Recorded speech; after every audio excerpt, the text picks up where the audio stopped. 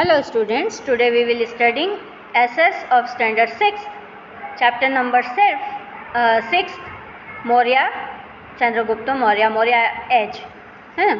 अब यहाँ पर फर्स्ट हम लोग चंद्रगुप्त मौर्य, अशोकास, बिंदुसार सभी के बारे में स्टडी कर चुके हैं, है ना। Now we will studying their administration of Mauryan era. Chandragupta Maurya established a large empire. It was expanded by Emperor Ashoka. Chandragupta's chief minister and sharp politician Vishnugupta Chanakya divided large Mauryan empire for well-organized administration. During this time, there were 3 sections of the administration. Okay, यहाँ पे मौर्य चंद्रगुप्त मौर्य ने बहुत large empire establish किया था, जिसको बाद में और ज़्यादा एक्सपांड किया एम्परर अशोका ने.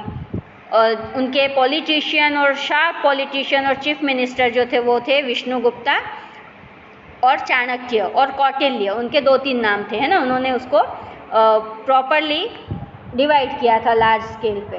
उनके टाइम पर इसके 3 सेक्शंस किए थे एडमिनिस्ट्रेशंस के, जो हम आगे स्टडी करेंगे. 3 सेक्शंस थे उसके, central, provincial and regional. Okay, तो फर्स्ट हम स्टडी करेंगे central administration system. Emperor was at the centre of the administration और governance. He was head of administrative, military and judicially department of the empire. His position was hereditary. Patliputra and areas around it were under direct control of the emperor. He managed administration with the help of ministers and higher officials. Chanakya has told about 18 departments, out of which main departments are there. Heads are as follow. अब यहाँ पर क्या head central administration system, इसका क्या था meaning कि जो emperor थे वही सेंट्रल एडमिनिस्ट्रेटिव या गवर्नेंस के हेड थे, है ना. जो भी वहाँ पे मिलिट्री, जुडिशरी डिपार्टमेंट थे एम्पायर का, उसके वो हेड थे. और ये पोजीशन उनकी हेरिडेटरी थी. इट मीन्स उनके जैसे चंद्रगुप्त मौर्य थे, उसके बाद उनके लड़के, उनके सन को मिला बिंदुसार को, देन उसके बाद उनके सन अशोका को मिला ये हेड. इट मीन्स हेरिडेटरी था वो. और सारा कंट्रोल जो था वो एम्परर के हाथ में रहता था, जो कि पाटलिपुत्रा मेन उनका कैपिटल था, है ना. इस टाइप से जो भी हायर ऑफिशियल्स थे और मिनिस्टर थे वो उनके हेड थे. चाणक्य ने 18 डिपार्टमेंट्स बनाए थे, जिसमें से कुछ मेन डिपार्टमेंट्स है और उनके हेड है वो नीचे हमारे पास है. एग्रीकल्चर डिपार्टमेंट था, जिसके हेड को कहा जाता, एग्रीकल्चर डिपार्टमेंट थे जिनको कहा जाता था सीताध्यक्ष. मिलिट्री डिपार्टमेंट था सेनानी. जुडिशियल डिपार्टमेंट था, उसको कहते थे प्रदेश शास्त्री. देन ट्रेड डिपार्टमेंट पन्याध्यक्ष. ऑफिस रिपोजिटरी या अक्षतपटल रिकॉर्ड डिपार्टमेंट जो थे उनको बोला जाता था महाक्षतपाल.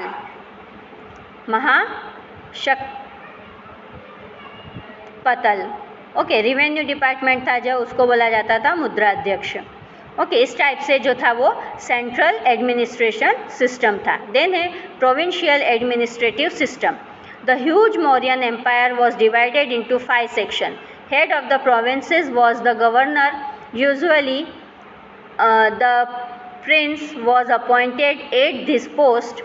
Governor's task in the provinces was to maintain peace and security, collect revenue to get the orders of the king, obey the keeping the emperor constantly aware of the event taking place in the provinces.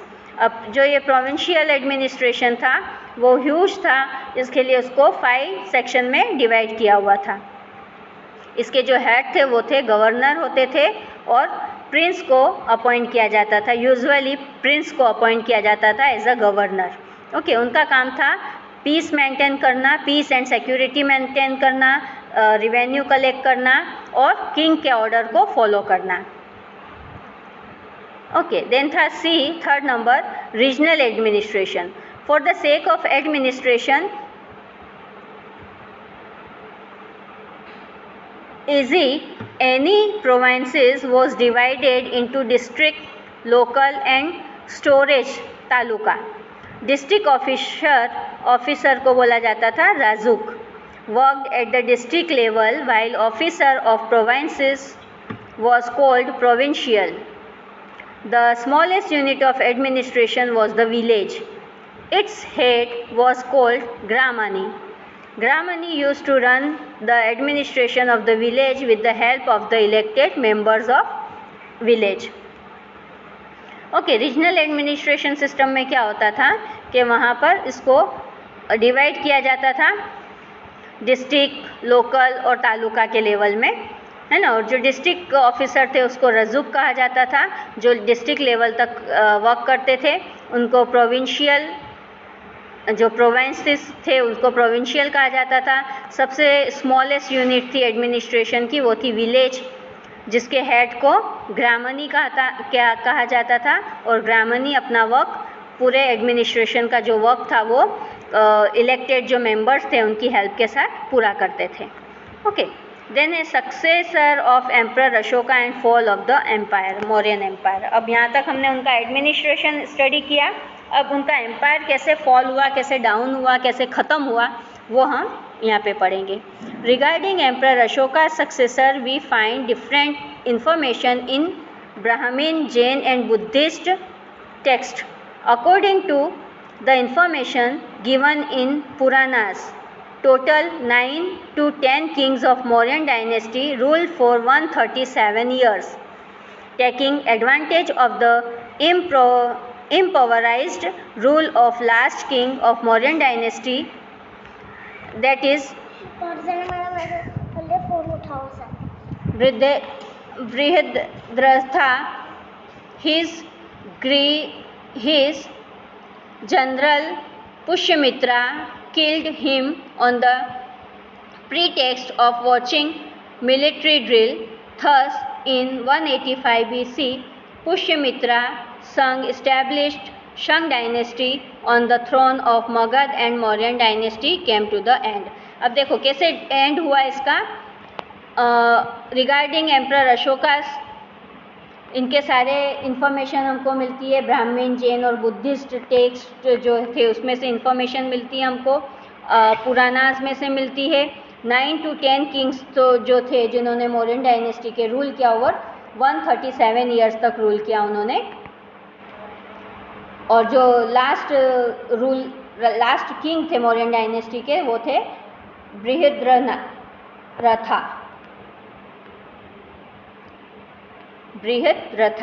जो उनके last थे. General Pushyamitra killed him on the text और watching military drill, है ना. उसके बाद जो थे पुष्यमित्रा ने उनको किल किया था. देन 185 BC पुष्यमित्रा जो शंग डायनेस्टी के थे, उन्होंने शंग डायनेस्टी इस्टेब्लिश की. तो लास्ट जो एम्परर थे मौर्य डायनेस्टी के वो थे बृहद्रथा, और उनको हराया था पुष्यमित्रा ने. ओके, देन पुष्यमित्रा का थ्रोन जो आया वो शंग डायनेस्टी के ऊपर आया, जिन्होंने मगध और मौर्य डायनेस्टी को एंड किया, है ना. उसके बाद उन्होंने अपना डायनेस्टी चलाया. ओके, यहाँ पर अब ये मौर्य डायनेस्टी हमने स्टडी किया. ये लेसन हमारा यहाँ पर फिनिश होता है. Okay, thank you.